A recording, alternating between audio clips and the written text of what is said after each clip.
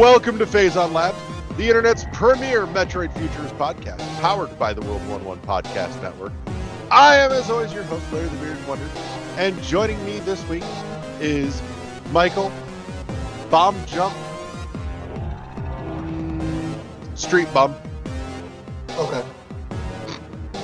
Brown, and every week we bang our space rocks together and try and come up with a new Metroid game that we want to play, but we'll probably never see the light of day. So, before we jump in, I want to insert a new tradition. And there's a little backstory that I think is worth sharing, and I think you'll get a giggle out of. There's a wonderful group on Facebook called Metroid Dread Posting. Anybody listening that's not in that group should go check it out because it's fucking funny. You'll appreciate it. But one of the long-running things that just would not fucking die is whether or not Metroid Prime is canon. And there's been shitpost memes about it for, probably 10 years. And a couple of us started talking and went, we're really tired of fucking canon posting. It's irritating. It just went too far. And we came up with an idea to try and force the canon posting memes out. And so was born Samus Facts memes. And so now we enjoy stupid memes that are essentially old school Chuck Norris style memes repurposed with good old Samus. And the canon posting, I'm happy to report, has almost completely ceased, which is fabulous. And so, in celebration of that, decided every episode we should insert a Samus Fact meme for the listeners, because let's be honest here, Samus Facts are fun. So, I give the inaugural Samus Fact meme of the week. Samus Aran doesn't negotiate with terrorists. They simply surrender at the mention of her name. Samus Fact number 72. Write that one down, boys. All right, so now that's out of the way. Michael, what the fuck you got this week? Because you had something and I want more of it. All right. And it's not coffee ice cream. No, that's because that's all gone. I got a little fatter, and but you got a little happier. I got a little happier. Yep. All right. What I want is an Ori-style Metroid game.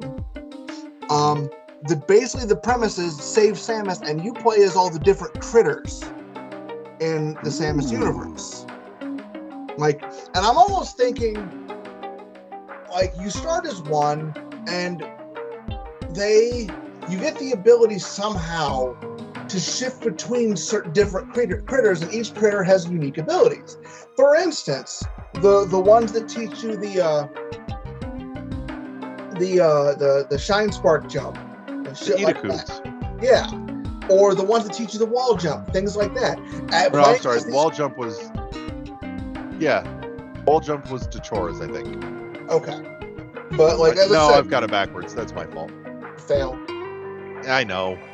Worst Metroid fan ever. I'm disappointed in myself. I had to think about it for about 3 seconds too long. Self-flagellation. We covered that kind of thing in last week's episode. Fair. What else? But like, yeah, that's what I'm thinking here. Like, as I said, the type of game similar to the Ori games where you are a tiny little critter. Okay. Shifting, and as I said, with the possibility of shifting between a bunch of different critters. Like either to where, like, in certain areas, this is the point for this creature, or vice versa. Or, as it played Metroidvania style, a la Ori, and you actually get to shift between them as you need to. Okay. Oh, I know how to do this. I have the missing piece of this hook. I'm listening. Actually playing as an ex-parasite since they can shapeshift in minutes. Yes. Oh, that's perfect. Why would the ex-parasite be trying to save her? I don't know. It's done it a couple of times now. Fair. I don't know. Something's endangering it. It's a method of self-preservation. That's what's happened the last couple of times. Okay. Ugh. Plus, as a completion bonus, you get to play through the whole game as Ori. Ori in a Metroid suit. Ooh. That'd be kind of cool. I want artwork of this now. I want to see Ori geared up in a power suit. Yeah. God damn, that'd be cool. Being on different levels of difficulty, you get different power suits. Mm-hmm.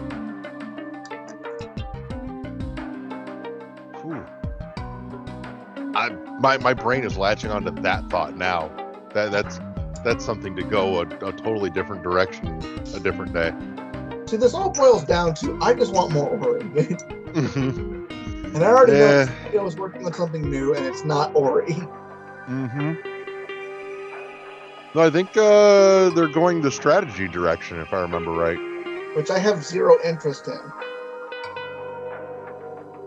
So you say that, but I feel like they're going to do something interesting enough for you to go, okay. I don't think so. Plus, like, to be honest, I'm terrible at strategy games. Like, I am too, but there's still some. Dude, I just saw one on sale today that I played years ago that I really like, and there's a new kind of updated remaster version of it, and I almost clicked buy. because, almost like me, fucking got you're me. a good little consumer whore. You're like, I don't even know what the fuck that is, but I need to throw money at it. Mm-hmm. Pretty much. So I repeat, you'll buy it. Shut up. Isn't there a fighting game where you could play as Ori? I don't think so. I gotta look that up. I could see it though. I swear to God, there was a some other company tried to make a Smash Brothers-esque fighting game, and I thought Ori was one of the playable characters in it. And Not that I remember. Shovel Knight's got his own fighting game. The one that's attached to the Shovel Knight itself? Yeah. But you're right, I think Shovel Knight wasn't another indie fighter. Yeah. So, but I don't remember Ori being in one. I feel like that would have stuck out to me. But I definitely feel like Ori would be a dope character in a fighting game. Rivals of Aether. Okay. An indie fighting game of warring civilizations who summon the elemental powers to battle.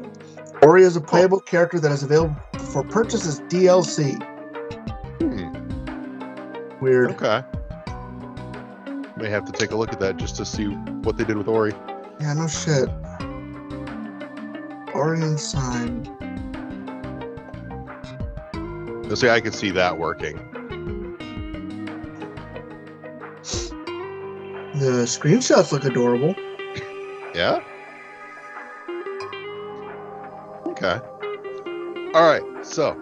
Anyway, yeah. We figured out you play as an ex-parasite. That makes the whole character creature change work. So what you want to do with this? I think that this could play very similar to, I don't know if you've played any of the, if you've really dived into, if you've really delved into the Shantae games, but like I like the idea of, as I said, as you play through this game, you unlock new creatures, and there are certain creatures that, like, what if you had points where you kind of had to choose? You get one or the other, but you can't have both. Ooh. In addition, there are hidden ones. Interesting. I like this. So that way it adds to replay value. Mm-hmm. I do like the idea too that it's not necessarily a case of figuring there only being like one right creature choice to get through an area, but instead, there's a couple of options at least. You just got to figure out, Right. which one applies to which route. Yeah. I like that.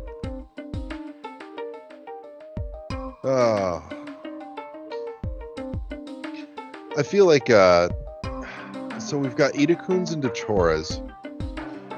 What about some of the various creatures? Yeah. Yeah.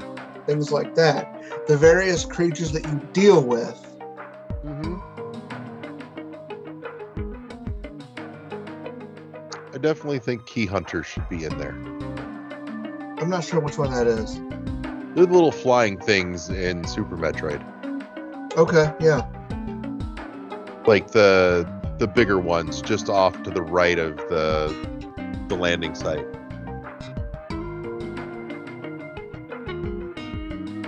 So, because that would cover your ability to kind of fly and do some vertical stuff. Right. I do like the idea too, though, that there's only one ability available to each creature. Like, I feel like that dials in some of the level design consideration. I also, at that point, I like the idea of you being able to customize your shoulder buttons, and those are your transformations, to where if you customize this right, you can jump through an entire stage seamlessly.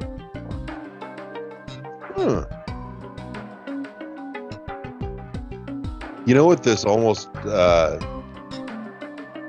feels like, just because of the transformation ability? Feels like an old school Kirby game. You know what? Where the X could like hunt down and, have to find one of whatever to take and copy. I've actually never played any of the I've never played at any length any of the Kirby games. Oh, you should. I've heard good things, I've just never gotten around to it. Like, they're not difficult by any means. They're just right to be mindless fun. Like, it's just perfect feel-good fun. And you should have some of them on your Switch from your online subscription. Really? Yeah.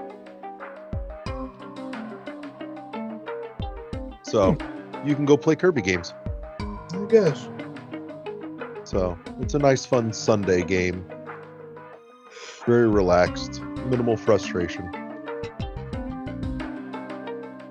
So, but no, that just kind of popped in my head, and I'm like, you can totally go the copy ability where you have to actually find the thing and get it in order to make that change.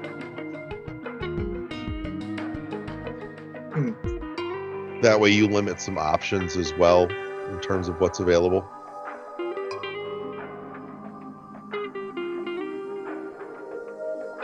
So maybe, you know what? Ooh. I think maybe like halfway through, your X-Parasite starts developing a little more, and now has the ability to capture and merge two different creatures at the same time. Because they did some of that with Kirby, and so now knowing which combinations and how they work together for the back half, you totally add a nice extra layer there to keep the flow going, keep it from getting too stale.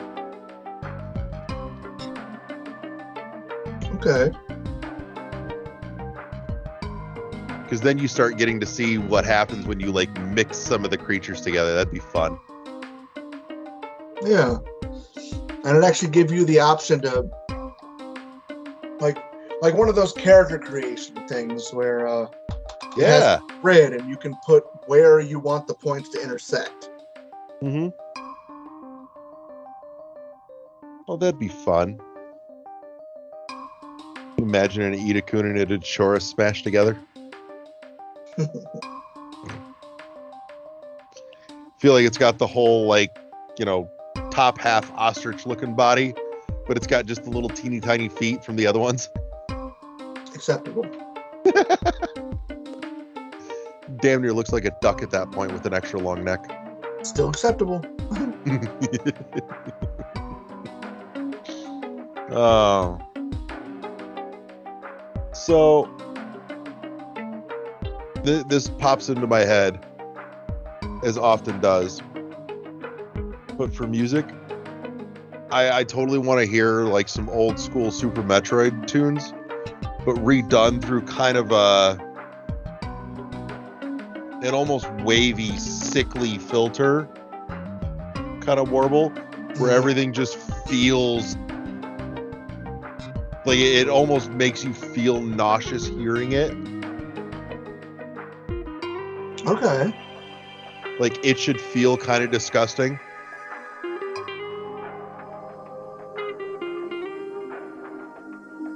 But Okay I definitely need some brand new virulent tracks as well. Like I don't just want nothing but reworks. I want to hear some new stuff that feels a little more its own instead of a filter for the old songs.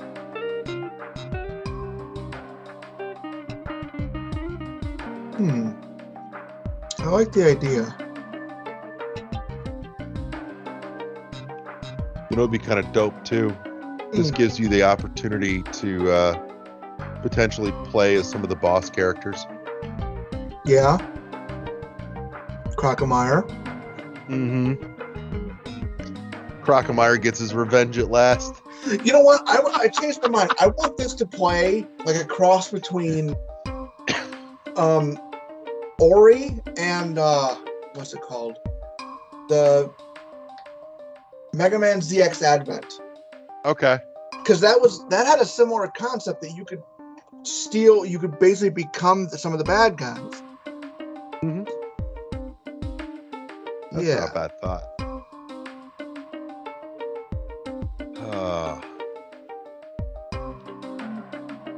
So how does this culminate and finish?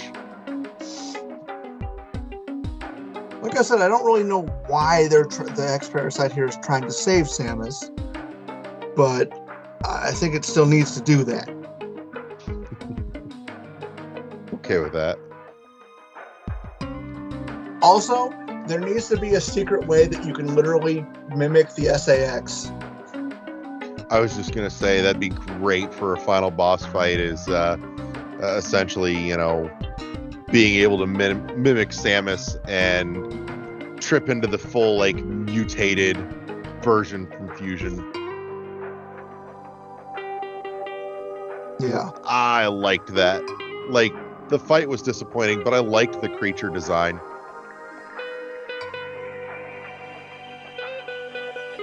So, like that should be the way that's like the X-Parasite's version of the Hyper Beam. right. That kind of makes me happy inside. So, yeah, I don't know what to put it up against. I have no idea. I said I just thought it might be a fun idea that kind of turned into something. Right. No, I dig it. There's a lot of potential in there to play with the entire bestiary from the series too, which would be neat. So you almost have a Mario Odyssey element to it.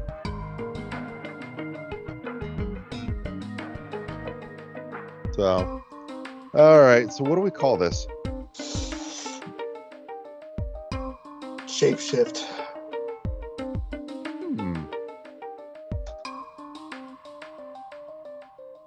I get behind that. All right. I'm here for it. All right. So that I think that's a great place to stop, and we will quietly slip this into Sakamoto's Google Drive, and eventually maybe he'll see it and go, oh, we should do this.